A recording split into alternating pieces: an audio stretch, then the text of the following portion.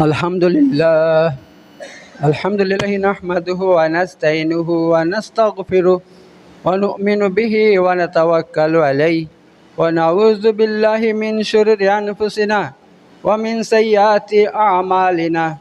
May yahdihillahu fala mudhillalah wa may yudlilhu fala hadiyalah. Wa asyhadu an la ilaha illallah wahdahu la syarikalah wa asyhadu anna Muhammadan abduhu wa rasuluh. Amma ba'd, fa inna khairal hadisi kitabullah wa khairal hadi Muhammad sallallahu ta'ala alaihi wasallam wa syarrul umuri muhdatsatuha wa kullu muhdatsatin bid'ah wa kullu bid'atin dalalah wa kullu dalalatin finnar. Qala Allahu tabarak ta'ala fi kalamihil majid wal furqanil hamid. তো আপনাদের সামনে সূরা বাকারার তাফসীর করেছি ইনশাআল্লাহ। তো আল্লাহ তাবারক তাআলা এখানে এই তো পেয়ে গেছি। এখন আল্লাহ তাবারক তাআলা যখন রাসূলুল্লাহ সাল্লাল্লাহু আলাইহি ওয়াসাল্লাম আরব দেশে আসার পর আল্লাহর হুকুমে যখন তিনি আল্লাহর ইচ্ছাতে যখন নবী হন, রসুল হন, তখন সর্বপ্রথম তিনি ইসলাম ধর্ম প্রচার করার জন্য দাঁড়ান এবং মানুষের সামনে বলেন, ইয়া আইয়ুহান নাস কুল লা ইলাহা ইল্লাল্লাহ তুফলিহুন। হে মানুষ সকল, তোমরা একমাত্র এক আল্লাহকে মানো, বলো লা ইলাহা ইল্লাল্লাহ, আল্লাহ ছাড়া কোনো মাবুদ নাই, ফাতুফলিহুন, তাহলে তোমরা কামিয়াব হয়ে যাবে। যখন আল্লাহ নবী সাল্লাল্লাহু আলাইহি ওয়াসাল্লাম কথা বলল, তখন আরবের কাফেরেরা সবাই বলতে লাগলো, বলছে আল্লাহ আবার কে? সে আল্লাহ কোথায় আছে, কোথায় থাকে? আর কি বলল? ওয়াকালাল্লাযিনা লা ইয়ালামুন। এবং ওই সমস্ত মানুষ যারা কিছুই জানেন আল্লাহ সম্পর্কে, তাদের কোনো জ্ঞান নাই, তারা বলতে লাগলো, কি বলতে লাগলো? লাউলা ইউকাল্লিমুনাল্লাহ, আল্লাহ তাআলা আমাদের সাথে কেন কথা বলে না? যদি আল্লাহ বলে কেউ থাকে, তাহলে সে আমাদের সঙ্গে কথা বলছে না কেন? আও তাতিনা ইয়া, অথবা আল্লাহ তাআলা আমাদের সামনে কোনো নিদর্শন নিয়ে আসছে না কেন? আল্লাহ যে আছে দুনিয়াতে, একটা নিদর্শন নিয়ে আসুক। আল্লাহ আরও বলছেন, কাযালিকা ক্বালাল্লাযিনা মিন ক্বাবলিহিম মিসলা কাউলিহিম। শুধু তারা নয়, এ মুহাম্মদ সাল্লাল্লাহু আলাইহি ওয়াসাল্লামের যুগের কাফেররা নয়, বরং তার আগে যত কাফের দুনিয়াতে ছিল, হাজার হাজার বছর আগে যত কাফের ছিল, হ্যাঁ, কাযালিকা ক্বালাল্লাযিনা মিন ক্বাবলিহিম, তারাও আল্লাহ সম্পর্কে এই একই ধরনের আজে বাজে কথা বলতো। হ্যাঁ, কথা বলতো, মিসলা কাউলিহিম, তাদের মতো কথা বলতো। আল্লাহ বলছেন, তাশাবাহাত কুলুবুহুম, তাদের সবার অন্তর এক। অর্থাৎ বিশ্বের যত কাফের আছে, যারা আল্লাহকে মানে না, সবার অন্তর এক। অর্থাৎ সবার অন্তরের মধ্যে ইসলামের প্রতি, আল্লাহর প্রতি তাদের হিংসা আছে, বিদ্বেষ আছে। এই হচ্ছে ব্যাপার। তো আল্লাহ তাআলা এখন স্পষ্ট করে বলে দিয়েছেন। আল্লাহ বলছেন, কদ বায়্যানাল আয়াত লিকাওমি ইউকিনুন, অবশ্যই অবশ্যই আমি সমস্ত নিদর্শনকে খুলে খুলে বিস্তারিতভাবে বলে দিয়েছি। লিকাওমি ইউকিনুন, এটা যেই জাতি তাকে বিশ্বাস করবে, তারা কামিয়াব হয়ে যাবে। ঠিক আছে? তো আল্লাহ তাআলা হ্যাঁ বলছেন যে ওরা কাফেররা অনেক রকমের কথা বলে। আল্লাহ বলছেন, আমি কিন্তু সব খুলে খুলে বলে দিয়েছি। আল্লাহ কি খুলে খুলে বলে দিয়েছেন? তিনি বলছেন যে, আচ্ছা দেখো, তোমরা আকাশের দিকে তাকাও, যা কিছু দেখতে পাও আকাশের মধ্যে, সেটা আমি সৃষ্টি করছি। আর পৃথিবী সৃষ্টি করছি আমি। পৃথিবীতে নদী নালা, খাল বিল, তারপরে সমুদ্র আছে, আরও জঙ্গল আছে, মানুষ আছে, হাজার রকমের প্রাণী আছে, যা দেখতে পাও সব আমি সৃষ্টি করেছি। হ্যাঁ, অর্থাৎ উপরে নিচে যা কিছু দেখতে পাও সব আমার সৃষ্টি। এত তোমরা আমাকে ছাড়া যাদেরকে ইবাদত করো, তারা কি সৃষ্টি করছে একটু দেখাও তোমরা, ওরা কি সৃষ্টি করেছে। বরং ওদেরকেও আমি সৃষ্টি করছি। তোমরা পাথরের পূজা করো, পাথরকে আমি সৃষ্টি করছি। এই যে তোমরা রামের পূজা করো, সে একটা মানুষ ছিল, সে একটা মানুষ ছিল, তো তাকে আমি সৃষ্টি করছি। এত আল্লাহ একমাত্র সৃষ্টিকর্তা, আল্লাহ ছাড়া অন্য কেউ সৃষ্টিকর্তা হইতে পারে না, তারা কোনো আল্লাহ হইতে পারে না। কারণ অধিকাংশ মানুষ দুনিয়াতে যাদের পূজা করে সবাই মানুষ, তারা মানুষ ছিল। হ্যাঁ, মানুষ ছিল তারা, ওই দেবদেবীগুলো সবাই মানুষ ছিল। আর মানুষের জন্ম আছে, তারপর তাদের মৃত্যু আছে, কেউ চিরস্থায়ী নয়। হ্যাঁ, পৃথিবীতে কেউ চিরস্থায়ী নয়, সে যতই বড় হোক, পালোয়ান হোক, এত দুনিয়া থেকে সবাইকে চলে যেতে হবে। সবাই চলে গিয়েছে, মানুষ যাদের পূজা করে, হ্যাঁ, তারা দুনিয়াতে কেউ নাই, সব দুনিয়া থেকে অনেক আগে মরে গেছে তারা। হ্যাঁ, তো আল্লাহ তাআলা এই নিদর্শন বর্ণনা করছেন যে তারা যদি এরকম ক্ষমতাশীল হবে, রব হবে, হ্যাঁ, আল্লাহ হবে, তাহলে তারা কোথায় চলে গেল? আর তারা কি সৃষ্টি করছে আমাকে দেখাও। আল্লাহ বলছেন তারা কিছু সৃষ্টি করতে পেরেছে? কিছুই পারে না, বরং যা কিছু আছে সব আমার সৃষ্টি। এত হ্যাঁ, এই সমস্ত কাফেররা আবুল তাবুল কথা বলবে, কিন্তু যারা সত্যিকারের ইমানদার মানুষ তারা আমাকে মানবে, আমার কথা মতো চলবে। এত হে নবী সাল্লাল্লাহু আলাইহি ওয়াসাল্লাম, আপনি তাদেরকে বলে দিন। এবার আল্লাহ তাআলা রাসূল সাল্লাল্লাহু আলাইহি ওয়াসাল্লামের 3টা গুণ তুলে ধরছেন। 3টা গুণ কি? 1 নম্বর, ইন্না আরসালনাকা বিল হাক্কি বাশিরা ওয়া নাযিরা। হে নবী সাল্লাল্লাহু আলাইহি ওয়াসাল্লাম, আপনাকে কাফেররা মানছে না, আপনাকে অপমান করে, অপদস্থ করে। আপনি কিছু বললে তারা আপনাকে তাড়িয়ে দেয়, অপমান করে তাড়িয়ে দেয়। কিন্তু জেনে রাখুন, ইন্না আরসালনাকা বিল হাক্কি, আমি আপনাকে সত্যি সত্যি নবী রাসূল করে পাঠিয়েছি। এত আপনি যে তাদের সামনে ইসলাম প্রচার করছেন, আমার দিন প্রচার করছেন, এটা কিন্তু জাতা জিনিস নয়। কাফেররা অপমান করলে তাতে কিন্তু মন খারাপ করবেন না, কারণ ইন্না আরসালনাকা বিল হাক্কি, আমি আপনাকে সত্যি সত্যির রাসূল বানিয়ে পাঠিয়েছি। 1 নম্বর, বাশিরা, এবং আপনি সুসংবাদদাতা। আপনাকে যারা মানবে আপনার উপর এবং আখিরাতের উপর, আল্লাহর উপর যারা ঈমান আনবে, তাদের জন্য জান্নাত রয়েছে। এটা তাদেরকে জান্নাতের সুসংবাদ দান করুন, আপনি সুসংবাদদাতা। ওয়া নাজিরা, এবং ভীতি প্রদর্শনকারী, অর্থাৎ যারা আপনাকে মানবে না তাদের জন্য রয়েছে জাহান্নাম, তারা চিরদিন সে জাহান্নামের আগুনে জ্বলবে। এত আপনি নাজির মানে কি? ভীতি প্রদর্শনকারী। ওয়ালা তুসালু আনহা সাহাবিল জাহিম। আর একটা কথা মনে রাখবেন, যারা জাহান্নামী হবে, অর্থাৎ যদি কোনো মানুষ আপনার কথা না মানে, আপনি তাদের সামনে দ্বীনের কথা রাখছেন, ইসলামের কথা রাখছেন, কিন্তু কেউ সেগুলো মানছে না মানার কারণে কেউ যদি জাহান্নামে চলে যায়, আল্লাহ বলছেন ওয়ালা তুসালু আনহা সাহাবিল জাহিম, আর জাহান্নামীদের সম্পর্কে আপনাকে কোনো জিজ্ঞাসাবাদ করা হবে না, আপনাকে কোনো কৈফিয়ত দিতে হবে না। আপনার কাজ শুধু ইসলামের দাওয়াত দেওয়া, দ্বীনের দাওয়াত দেওয়া, এক তৌহিদের আল্লাহর দাওয়াত দেওয়া, যে এক আল্লাহ ছাড়া কোনো মাবুদ নাই, সেটা বলে দেন। যদি মানুষ মানুক, যদি না মানে সে জাহান্নামে যাবে, তাতে আপনাকে কোনো প্রশ্ন করা হবে না।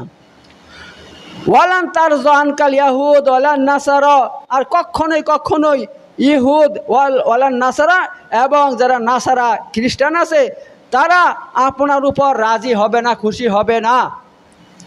বিশ্বের যত ইহুদি খ্রিস্টান আছে, তারা কখনো আপনার উপর রাজি খুশি হবে না।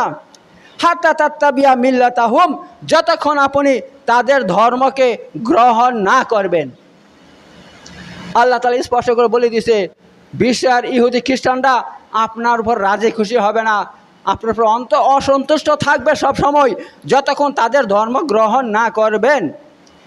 এবার আল্লাহ তাআলা সামনে কি বলছেন দেখুন, ওল ইন্নাল হুদাল্লাহু ওয়াল হুদা, আপনি বলে দিন আল্লাহর হেদায়েত হচ্ছে আসল হেদায়েত, আল্লাহর হেদায়েত আসল হেদায়েত, অর্থাৎ আল্লাহর দিন আসল দিন, ইসলাম হচ্ছে আসল দিন, আর বাকিগুলো আসল নয়, সেগুলো হচ্ছে আপনার পথভ্রষ্টতা, বাকি সব পথভ্রষ্টতা। ইসলাম হচ্ছে একমাত্র দিন, আল্লাহর হেদায়েত, এটা হচ্ছে আল্লাহর হেদায়েত ইসলাম, আর বাকিগুলো কি?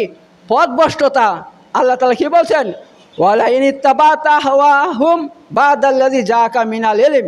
এটা হে নবী সাল্লাল্লাহু আলাইহি ওয়াসাল্লাম, আপনার নিকট এলেম আসার পর, এলেম মানে কি আল্লাহর পক্ষ থেকে জিবরাইল আলাইহিস সালাম যে সমস্ত আপনার এলেম নিয়ে এসেছে কোরআন, এই এলেম আসার পর আপনি যদি ইত্তাবাতা আহওয়াহুম ওই সমস্ত ওদের মন গড়া খেয়াল খুশিকে আপনি অনুসরণ করেন, মন গড়া খেয়াল খুশিকে অনুসরণ করেন, তাহলে কি হবে? মা লাকা মিন আল্লাহি মিন ওয়ালি ওয়ালা নাসির, তাহলে আল্লাহর কাছ থেকে আপনাকে কেউ বাঁচাইতে পারবে না, আল্লাহর কাছ থেকে আপনাকে কেউ বাঁচাইতে পারবে না ওয়ালা ওয়ালি, এবং আপনার কিন্তু অভিভাবক থাকবে না, অভিভাবক থাকবে না, ওয়ালা নাসির, এবং কোনো সাহায্যকারী থাকবে না। আল্লাহ তাআলা স্পষ্ট করে নবীকে বলে দিয়েছেন যে আপনার কাজ হচ্ছে কি একমাত্র আল্লাহ সত্য দিনকে প্রচার করা। আপনি এখন যদি তাদের ভয়ে তাদের দলে ঢুকে যান যে তাদের কথা না মানলে বাবা তাহলে দুনিয়াতে বাঁচতে পারবো না, ব্যবসা করতে দিবে না, চলতে দিবে না, থাকতে দিবে না, মেরে দেবে, কেটে দেবে, যা করবে, তো ভয়ে ভয়ে যদি এখন আপনি ইহুদি খ্রিস্টান হয়ে যেতে চান, তাহলে জেনে রাখুন আল্লাহর কাছ থেকে আপনাকে কেউ বাঁচাইতে পারবে না, এবং আপনার কোনো অভিভাবক থাকবে না, কোনো সাহায্যকারী থাকবে না। আল্লাহ স্পষ্ট করে বলে দিছে। কেন বলে দিছে? দেখুন দুনিয়াতে কি হচ্ছে ভাই, দুনিয়াতে দেখা যাচ্ছে একটা দল জিতে গেলে বাকি দলের উপর জুলুম অত্যাচার করতে লেগেছে, বিশাল জুলুম অত্যাচার, যার ফলে ওরা কি করছে, ওরা বলছে ভাই আমরা তোমার দলে ঢুকে যাব, আমাদেরকে মারধর করবে না। ঠিক আছে, তাহলে চলে আসো, তাহলে জুলুম অত্যাচার করবো না। জুলুম অত্যাচার করে না, এটা দুনিয়ার ব্যাপার। কিন্তু আল্লাহ তাআলা পরিষ্কার বলে দিয়েছে, খবরদার হে নবী সাল্লাল্লাহু আলাইহি ওয়াসাল্লাম, তুমি কখনো এলেম আসার পর, আল্লাহর পক্ষ থেকে এলেম আসার পর তুমি ওদের ধর্মকে গ্রহণ করতে পারবে না। যদি করো তাহলে কেউ বাঁচাইতে পারবে না তোমাকে, এক নম্বর কথা। দুই নম্বর কথা হচ্ছে এইটা হযরত মুহাম্মদ মুস্তাফা সাল্লাল্লাহু আলাইহি ওয়াসাল্লামের জন্য কখনো সম্ভব নয়, কখনোই সম্ভব নয়। কেন? যখন সমস্ত আরববাসী, আরবের কাফেরেরা বলতে লাগলো হে মুহাম্মদ সাল্লাল্লাহু আলাইহি ওয়াসাল্লাম তুমি আবার কি নতুন ধর্ম তৈরি করতে লেগেছো, এক আল্লাহকে মানো, এক আল্লাহকে মানো, তুমি এসব করবে না, তুমি কি চাও বলো? তুমি যদি চাও তোমাকে আরবের বাদশা বানিয়ে দিব, না হলে তোমাকে আরবের সব থেকে সুন্দর মেয়ের সাথে বিয়ে দিব, কি চাও বলো? তখন তিনি বলেছিলেন তোমরা যদি আমার এক হাতে চাঁদ এনে দাও, দ্বিতীয় হাতে সূর্যকে এনে দাও, তবু আমি কখনো আল্লাহর দিনের দাওয়াত থেকে বিরত থাকব না। এক আল্লাহর দিনের দাওয়াত আমি মরতে দম তাক দিয়ে যাব, দিয়ে যাব, দিয়ে যাব। এই হচ্ছে ব্যাপার। এবার আল্লাহ তাআলা সামনে কি বলছেন? আল্লাযিনা আতাইনাহুমুল কিতাব ইয়াতলুনাহু হাক্কা তিলাওয়াতিহি, যাদেরকে কিতাব দেওয়া হয়েছে এবং তারা সেই কিতাবকে তেলাওয়াত করে কেমন? হাক্কা তিলাওয়াতিহি, যেমন তার হক, যেমন তার হক, সেই হক অনুযায়ী কিতাবকে তেলাওয়াত করে। এখানে কোরআনকে বলা হয়েছে, ঠিক আছে? এবার কোরআনকে তেলাওয়াত কেমনভাবে করতে হবে? তার হক অনুযায়ী করতে হবে, ঠিক আছে? এবার অর্থাৎ কোরআন আল্লাহ তাআলার কিতাব, এই কিতাবের মধ্যে আল্লাহ তাআলা যা কিছু বলছেন সব হক। অতএব যারা কোরআনের মানি জানে, কোরআন পড়তে পড়তে যেখানে জান্নাতের কথা আসবে সেখানে আল্লাহর কাছে জান্নাত চাইবে, যেখানে জাহান্নামের কথা বলা হচ্ছে, জাহান্নামের আযাবের কথা বলা হচ্ছে, তো ওই জায়গাতে আল্লাহর কাছে জাহান্নাম থেকে মুক্তি চাবে, ঠিক আছে? এভাবে ভক্তির সঙ্গে কোরআনকে তেলাওয়াত যারা করবে তো আল্লাহ তাআলা সুসংবাদ আর কি করবে? উলাইকা ইউমিনুনা বিহি, এবং তারা কোরআনের উপর বিশ্বাস করে, ঈমান আনে, ঠিক আছে? যদি এভাবে কোরআন পড়েন, তেলাওয়াত করেন, কোরআনকে বিশ্বাস ভক্তি করেন, তাহলে কি হবে? আলহামদুলিল্লাহ, আল্লাহ আপনার জন্য জান্নাত রেখে দিয়েছে। তার উল্টো আল্লাহ কি বলছে? ওমা ইয়াকফুর বিহি, আর যারা কোরআনকে অস্বীকার করবে, কোরআনকে মানবে না, ফাউলাইকা হুমুল খাসিরুন, তারা হচ্ছে ক্ষতিগ্রস্ত, অর্থাৎ তারা জাহান্নামে যাবে।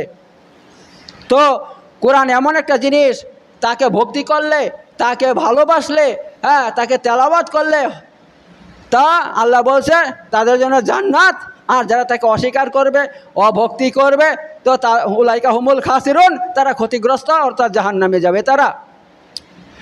এবার আল্লাহ তাআলা এখানে এই দেখেন সূরার 40 নম্বর আয়াত থেকে নিয়ে এই আপনার 123 নম্বর আয়াত পর্যন্ত ইহুদিদের সম্পর্কে আলোচনা করছেন আল্লাহ তাআলা।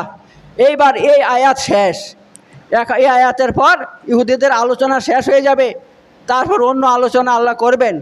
তো এই শেষ আয়াতে আল্লাহ কি বলছেন, ইয়া বানি ইসরাইল, ইয়া বানি ইসরাইল ইযকুরু নি'মাতি আল্লাতী আন'আমতু আলাইকুম ওয়া আন্নী ফাদ্দালতুকুম আলাল আলামিন। হে বনি ইসরাইলরা, হে ইহুদিরা, উযকুরু, তোমরা স্মরণ করো, নিয়ামাতি আল্লাতী, আমার ওই নিয়ামতকে, আন'আমতু আলাইকুম, যা আমি তোমাদের উপর দিয়েছিলাম। হ্যাঁ, আমার সেই নিয়ামত স্মরণ করো। আর সেইগুলো কি?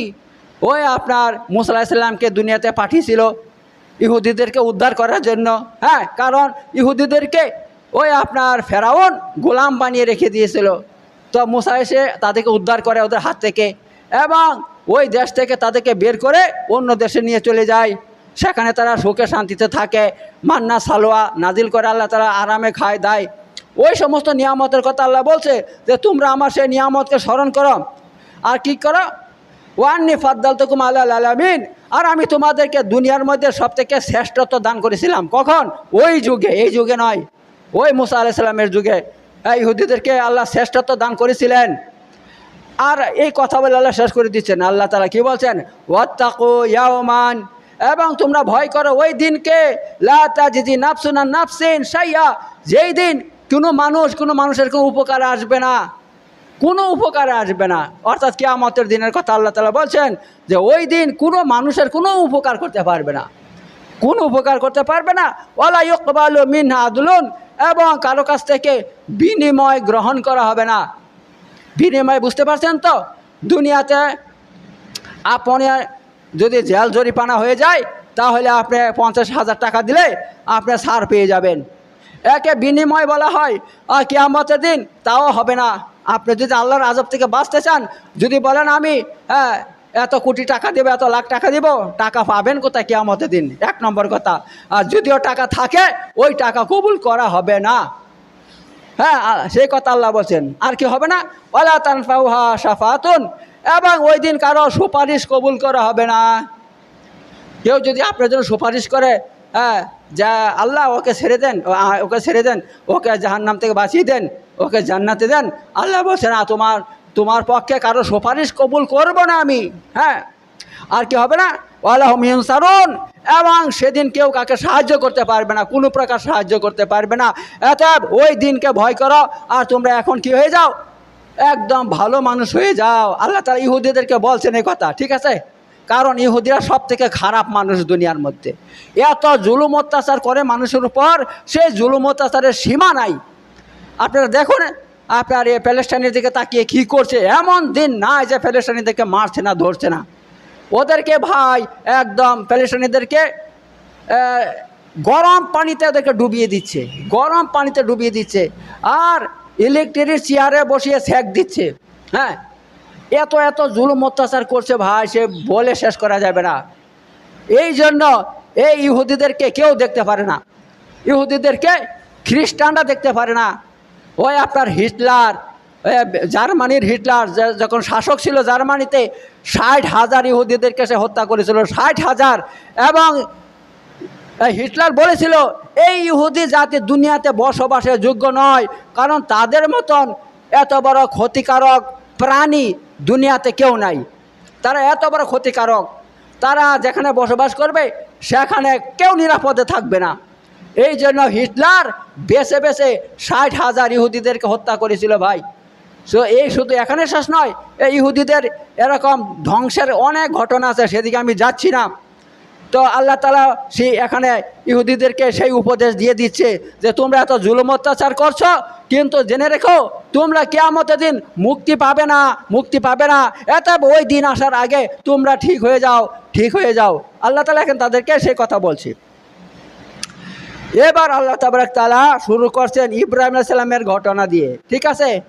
আল্লাহ কি বলছেন? ওয়াইয ইবতালা ইব্রাহিমা রাব্বুহু বিকালিমাতিন ফাতাম্মাহুন্না, ঠিক আছে?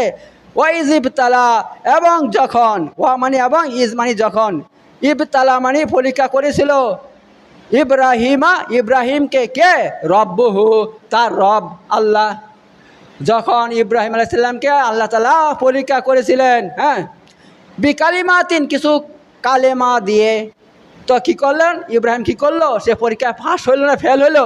আল্লাহ বলছেন ফাতাম্মা হুন্না, হ্যাঁ ইব্রাহিম সেটা কী করলো, পূর্ণ করেছিল। এবার ইব্রাহিম আলাইসাল্লাম এমন একটা মানুষ ছিল, আল্লাহ তাআলা তিনাকে অসংখ্যবার পরীক্ষা করেছিল, অসংখ্যবার পরীক্ষা করেছিল। এমন পরীক্ষা যদি আমাদের সঙ্গে হতো, আমরা সে তা কোনোদিন পাস হইতে পারতাম না। এক নম্বর পরীক্ষা কি হয়েছিল দেখুন, ইব্রাহিম আলাইসাল্লামকে আল্লাহ তাআলা মূর্তি পূজকদের ঘরে জন্মদান করেন। একমাত্র ইব্রাহিম আলাইসাল্লাম যখন নবী হয়, হজরত আপনার জিবরাইল আলাইহিস সালাম তিনাকে যখন সব কিছু বলে দেয়, হ্যাঁ, যে আপনাকে আল্লাহ তাআলা নবী বানিয়েছেন, তো আপনি আল্লাহর দিনের দাওয়াত দান করুন। এইবার ইব্রাহিম সাল্লাম কী করে, দিনের দাওয়াত শুরু করে। তিনি দেখছেন তিনার আশেপাশে সবাই মূর্তি পূজক। তিনার বাপ ওই যে ওই কী করে, ওই আপনার মূর্তি পূজা করে, কি বলে যে ওদেরকে, হ্যাঁ সাধু বাবা বলে না, তিনার বাপও ছিল এরকম মূর্তি পূজক, মূর্তির পূজা করতো। হ্যাঁ তো ইব্রাহিম সাল্লাম কীভাবে ইসলামকে প্রচার করবে, সব জায়গাতে মূর্তি পূজা, সবাই মূর্তি পূজা করে। এমনকি তখন ওই দেশের বাদশা ছিল নমরুদ একটা কি মূর্তি পূজক ছিল। এত ইব্রাহিম সাল্লাম আল্লাহর হুকুমে এই ইসলামের দাওয়াত নিয়ে যায়, গিয়ে আল্লাহর দাওয়াত দেয় যে এক আল্লাহকে মানো, আল্লাহ ছাড়া কোনো মাবুদ নাই, আর তোমরা এই সমস্ত মূর্তি পূজা করিও না। এইবার মানুষ সবাই তিনার পিছনে লেগে যায়, সবাই লেগে যায়, এখানে শেষ নয়, এই খবর নমরুদের কাছে চলে যায়। নমরুদ বলছে এত বড় স্পর্ধা, হ্যাঁ আমাদের ধর্মের বিরুদ্ধে কথা বলছে, এমন কে আছে শেষ, তাকে ধরে নিয়ে আসো। তাকে ধরে নিয়ে যাওয়া হয় এবং বলা হয় তাকে পুড়িয়ে মেরে দিতে হবে। এবার ইব্রাহিম সাল্লাম বলছে আমাকে মেরে দাও, যা কিছু করবে করো, আমি কখনো এক আল্লাহর দিনের দাওয়াত দেওয়া থেকে বিরত থাকবো না, এক মুহূর্তে আমি বিরত থাকবো না। এইবার তারা কি করলো, এই আগুনের মধ্যে ফেলে দেওয়ার জন্য চেষ্টা করলো। এবার যখনই আগুনে ফেলে দিল ইব্রাহিম আলাইহিস সালামকে, তারা আল্লাহ তাআলা আগুনকে বললেন কুলনা ইয়া নারু কুনি বারদা ওয়া সালামান আলা ইব্রাহিম, হে আগুন তুমি ইব্রাহিমের উপর কি হয়ে যাও, আরামদায়ক হয়ে যাও, শান্তিদায়ক হয়ে যাও। অর্থাৎ এত ঠান্ডা হয়েও না যে তাকে কষ্ট পাবে, আর এত গরম হয়েও না যে তাকে পুড়ে যাবে, আরামদায়ক হয়ে যাও। তো ইব্রাহিম সাল্লামের জন্য আগুন কি হয়ে গেছিল, আরামদায়ক হয়ে গেছিল, তিনাকে জ্বালায়নি। তিনি 40 দিন আগুনের ভিতরে ছিলেন, তো মনে হচ্ছিল তিনি ফুলের বাগানে আছেন। সে বিশাল বড় ঘটনা আছে এই নিয়ে, সেদিকে আমি যাচ্ছি না। তো এই হচ্ছে ব্যাপার। তো দেখতে পাচ্ছেন আল্লাহ তাআলা কেমনভাবে পরীক্ষা করছে ইব্রাহিম আলাইহিস সালামকে। তো তিনি এই পরীক্ষার মধ্যে কী হয়ে গেছেন, পাশ হয়ে গিয়েছিলেন, ও পরীক্ষাতে পাশ হয়ে গেছে। তো এখানে শেষ নয়, আরও অসংখ্য পরীক্ষা আল্লাহ তাআলা ইব্রাহিম সাল্লামের করেছিলেন। দ্বিতীয় পরীক্ষা কি হলো, দ্বিতীয় পরীক্ষা হচ্ছে এই, হে ইব্রাহিম তুমি কি করো, তোমার স্ত্রীকে আর তোমার যে ছোট্ট একটা সন্তান হয়েছে, বাচ্চা ছেলে, মাত্র 2 মাসও হবে না বয়স, তাকে নিয়ে তুমি অমুক জায়গায় চলে যাও, সেখানে তাদেরকে রেখে দিয়ে চলে আসো, আল্লাহর হুকুম। তো ইব্রাহিম সাল্লাম তিনার স্ত্রীকে আর ছোটো বাচ্চাকে নিয়ে রওনা দিলেন। কোথায় রেখেছিলেন জানেন, আজকে যেখানে মক্কা শহর আছে ওইখানে তখন আপনার কোনো ঘাস ছিল না, বড় বড় পাহাড় ছিল, পাহাড়ের উপরে একটু ঘাস নাই, কোনো গাছপালা নাই, কিচ্ছু নাই, মরুভূমি, চারদিকে খালি বালি আর বালি, এরকম জায়গা। সেখানে কোনো মানুষ ছিল না, কিচ্ছু ছিল না। তো ইব্রাহিম সাল্লাম সেখানে নিয়ে তার স্ত্রীকে আর সন্তানকে সেখানে রেখে তিনি চলে যাচ্ছেন, কিছু কথাই বলছেন না। তখন তেনার স্ত্রী বলল, কি ব্যাপার আপনি চলে যাচ্ছেন আমাদেরকে রেখে, এটা কি আল্লাহর হুকুম? তিনি শুধু একবার এটা বললেন হ্যাঁ। তখন তেনার স্ত্রী বলল, তাহলে আপনি চলে যান, যে আল্লাহ তাআলা আমাদেরকে রাখার হুকুম দিয়েছেন তিনি হেফাজত করবেন, তো ইব্রাহিম সাল্লাম কিছু খেজুর আর কিছু পানি সেখানে দিয়ে আসছিলেন। সেই পানি খেজুর অল্প দিনে শেষ হয়ে যায়। যাওয়ার পর কোনো খাবার ছিল না, আর কোনো মানুষ নাই, আর এত পিপাসা লেগেছে, আর সেখানে গরম জায়গা। আমি নিজে ছিলাম ওই মক্কাতে, আলহামদুলিল্লাহ আমি আল্লাহর রহমতে আপনাদের দোয়াতে হজও করেছি, উমরা করেছি, সব কিছু করেছি। অনেক দিন আমি সেখানে ছিলাম সেখানে। আর সব মক্কাটা আমি ঘুরে ঘুরে দেখেছি, সব জায়গাতে, গোটা মক্কা যত জায়গা আছে সব আমি একা একা ঘুরেছি, ঘুরে সব আমি দেখেছি। এত গরম জায়গা, আপনি সেখানে 5 মিনিট থাকতে পারবেন না। হ্যাঁ, ঘন্টায় ঘন্টা পিপাসা লাগবে। তো হযরত হাজেরা সেখানে পানি পাচ্ছেন না, তিনি বাচ্চার ছেলেটাকে মাটিতে রেখে পানির জন্য একবার চলে যাচ্ছেন সাফা পাহাড়ে, সেখান থেকে আবার ছুটে আসছেন মারোয়া পাহাড়ে। এভাবে 2 পাহাড়ের মধ্যে 7 বার চক্কর দিয়েছেন, কোথাও পানি নাই। আল্লাহ তাবারক তাআলা জিবরাইল সালামকে পাঠিয়ে দিয়েছেন, হে জিবরাইল যাও পানির ব্যবস্থা করো।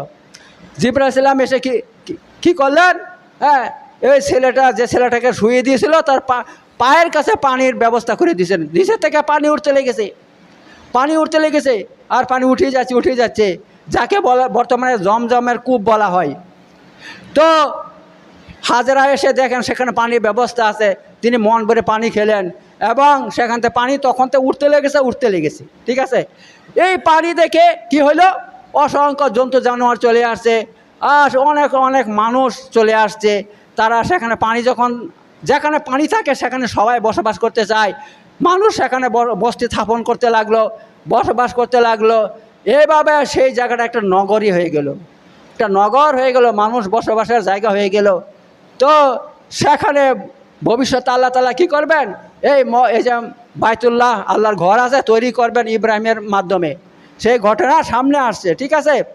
তো ওই দিকে আল্লাহ তাআলা এক এক করে বলছেন যে আল্লাহ কি করছেন, আল্লাহ বলে দিয়েছেন ওয়াইযিব তালা ইব্রাহিম রাব্বুহু, যখন আল্লাহ ইব্রাহিমকে তার রব পরীক্ষা করলো। পরীক্ষা বলতে কি, এই পরীক্ষা, এই 2টা পরীক্ষা শেষ নয়, আরেকটা পরীক্ষা করছিল আল্লাহ তাআলা। সেটা কি, যখন তিনার ছেলে ইসমাইলের বয়স 12 বছর হয়ে যায়, তখন আল্লাহ তাবারক তাআলা হয়তো ইব্রাহিম সালামকে স্বপ্ন দেখান, হে ইব্রাহিম, তুমি তোমার সন্তানকে জবাই করো, তুমি তোমার সন্তানকে কি করো, জবাই করে দাও। এবার দেখুন হযরত ইব্রাহিম আলাইহিস সালামের বুড়ো বয়সে সন্তান হয়েছিল, সে 90 বছর বয়সে সন্তান হয়েছিল। বুঝতে পারছেন ওই সন্তানের প্রতি কত মোহাব্বত, কত ভালোবাসা। এখন ওই সন্তানকে আল্লাহ বলছে জবাই করে দাও। তো ইব্রাহিম আলাইহিস সালাম হ্যাঁ বলছে, রব্বাইক ইয়া রব, হে আমার রব, আমি তার জন্য রাজি আছি, আমি আপনার হুকুম পালন করতে আমি রাজি আছি। তখন ইব্রাহিম আলাইহিস সালাম কী করলো, তার সন্তান ইসমাইলকে বলল, হে আমার ছেলে, হে আমার সন্তান, আল্লাহ তাবারক তাআলা আমাকে একটা স্বপ্ন দেখিয়েছে, আমাকে একটা কথা বলছে। সেটা হচ্ছে, আল্লাহ বলছে তুমি তোমার সন্তানকে জবাই করো, তা তুমি কি বলছো বলো। তখন তার সন্তান ইসমাইল বলল, হে আমার পিতা, আপনি দেরি করবেন না, আপনি তাড়াতাড়ি আপনার রবের হুকুম পালন করুন, আমি তার জন্য রাজি আছি, প্রস্তুত আছি। এইবার হযরত ইব্রাহিম আলাইহিস সালাম তার সন্তানকে জবাই করার জন্য সেই মিনাতে নিয়ে চলে গেলেন। সেখানে শুয়ে তখন তিনার সন্তান বলল, হে আব্বা, আমার চোখটাকে বেঁধে দেন, কারণ আমার মুখের দিকে তাকালে মায়া লাগবে, এই জন্য আমার মুখটা বেঁধে দেন কাপড় দিয়ে। যখন কাপড় দিয়ে মুখটা বেঁধে দিয়ে ছুরি দিয়ে জুড়ে এভাবে আঘাত করলো, তখন কি হইল, আল্লাহ তাবারক তাআলা জান্নাত থেকে একটা দুম্বা এনে ইব্রাহিমের গলার নিচে রেখে দেয়। ইব্রাহিমকে একটা ফেরেশতা তুলে নিয়ে দাঁড় করিয়ে দেয়, অন্য জায়গায় দাঁড় করিয়ে দেয়। এবার ওই আপনার জবাই হয়ে যায় কোনটা, ওই দুম্বাটা, যেটা জান্নাত থেকে ফেরেশতা নিয়ে এসেছিল। এবার তিনি দেখলেন, চোখ খুলে দেখলেন যে দুম্বা পড়ে আছে আর ইসমাইল পাশে দাঁড়িয়ে আছে। তখন তিনি হাউ হাউ করে কান্না করতে লাগলেন, হে আল্লাহ তাআলা, এই কি হয়ে গেল, আমার ছেলে জবাই হয়নি, তার জায়গাতে একটা দুম্বা জবাই হয়ে গেছে। তখন আল্লাহ তাআলা বললেন, হে ইব্রাহিম, তুমি আর চিন্তা করবে না, তুমি পরীক্ষায় ফাঁস হয়ে গেছো। তোমার সন্তানকে জবাই করা আমার উদ্দেশ্য নয়, তোমার পরীক্ষা নেওয়া আমার উদ্দেশ্য। হ্যাঁ, তুমি পরীক্ষায় ফাঁস হয়ে গেছো। এবার যখন পরীক্ষায় ফাঁস হয়ে যায় ইব্রাহিম সালাম, তখন আল্লাহর কাছ থেকে এক এক করে নিয়ামত চাই। কি নিয়ামত, সামনের শুক্রবারে তার বিস্তারিত আলোচনা আমি করব। তো এখানে আমি শেষ করে দিচ্ছি। বারাকাল্লাহু ফিল আযীম ওয়া নাফা'না বিযিকরিহি হাকিম ইন্নাহু তাআলা জাওয়াদুন কারীম মালিকুল বাররুর রাউফুর রহিম।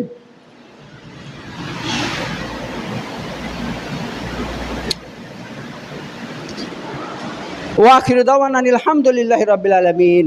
ইন্নাল্লাহা ইয়া'মুরু বিল আদলি ওয়াল ইহসান ওয়া ইতা'যিল কুরবানি ওয়াল ফাহশাই ওয়াল মুনকারি ওয়াল বাগি ইয়া'iযুকুম লা'আল্লাকুম তাযাক্কারুন উযকুরু ইয়াযকুরকুম ওয়াশকুরু আলা নি'আমিহি ওয়া যিকরুল্লাহি আকবার ওয়া লা তাসনাউন সাদাকাল্লাহুল আলিয়্যুল আযীম।